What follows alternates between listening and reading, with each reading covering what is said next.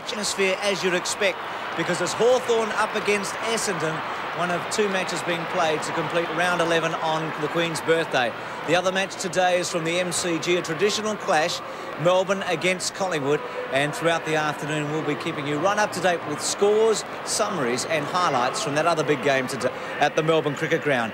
Yesterday, two matches played. Adelaide big winners over Footscray before 45,000 people at Football Park in Adelaide, and West Coast very comfortably over Sydney at the SCG 17-18 to 10-3. Well, Hawthorn is gathering momentum. They've won 4 out of their last 5 matches after a shaky start to the season. They did lose a spot yesterday. West Coast jumped above them, but it's not inconceivable that Hawthorn, by winning today, if they did, could jump back to second position. So they are gaining momentum. And the same can be said for Essendon, because the Bombers won the Foster's Cup. They had a poor start to the season, but they did have a very tough draw, and suddenly they've found some form. They've won their last 4 matches, and they have really been in excellent form. It should be a terrific match. Hawthorn against Essendon. Haven't they had some great matches throughout the 1980s? Ian Robertson and Bernie Quinlan have seen these two teams a number of occasions, and men, John Platten's going to be a big blow today for the Hawks. Well, huge loss, Bruce, because he was best on the ground against Footscray a couple of weeks ago, and also was probably best on the ground in the State of Origin game until he went off with that injured ankle.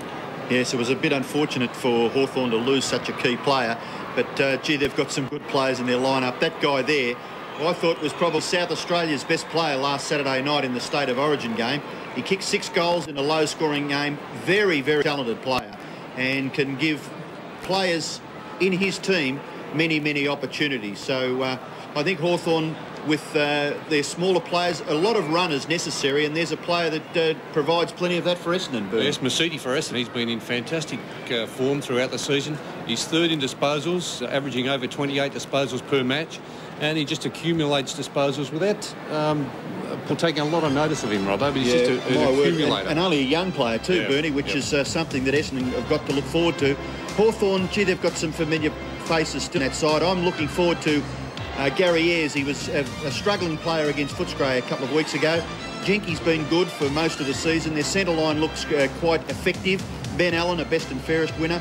And their half-forward line, very damaging. It'll be up to Essendon to try and restrict those players, Jarman, Hall, Hudson and Dunstall, from kicking a winning score for the Hawks. Yes, that looks a good lineup. Essendon, well, Langadine was back to his very best form in the State of Origin final against Victoria. Harvey's been good at centre-half back, as we said. Masidi averaging over 28 possessions per game. James Hird, a fantastic young player, picked up at number 79 in the draft. I think if he went around again, he'd be just about number 1 in the draft. And, of course, Salmon, who's been leading goal kicker at Essendon on 7 occasions, always at full forward. Record between the two clubs. Hawthorn 48 wins, Essendon 78, their most memorable clashes in the 80s. Hawthorn won by 160 points last year at a 1944. Essendon had their biggest win. Crowd, about 40,000, maybe getting towards 45,000. Very healthy. Don Scobie on the boundary. We'll be joining him after this break.